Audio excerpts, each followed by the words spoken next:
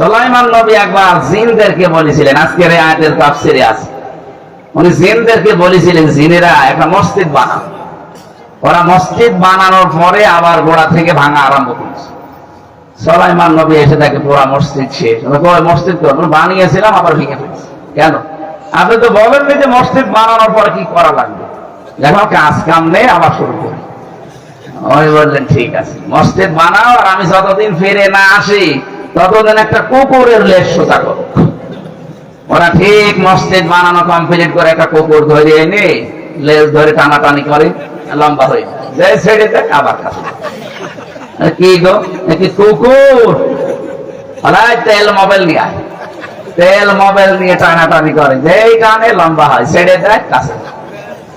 না হবে না, বাঁশ নিয়ে জায়গা মতো বাঁশ দিয়ে টাইট করে বেঁধে রাখে। 2-3 দিন একাধারে বেঁধে রেখেছে, মনে কাছে সোজা হয়ে গেছে, যেই ভুলে দিয়েছে আবার কাছে।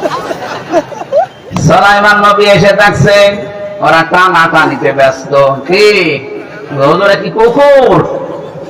এটা ডিজিটাল কুকুর, এত করে আমরা টানাটানি করি, মনে হয় যে লম্বা হয়ে গেল, যাই ছেড়ে দে আবার যাচ্ছি। এই 15.5 বছর আমরা এরকম একটা কুকুর পেয়েছিলাম,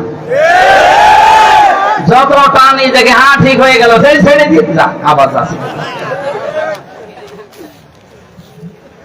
আল্লাহ দেখ আমাদেরকে বাঁচিয়েছেন কুকুর থেকে।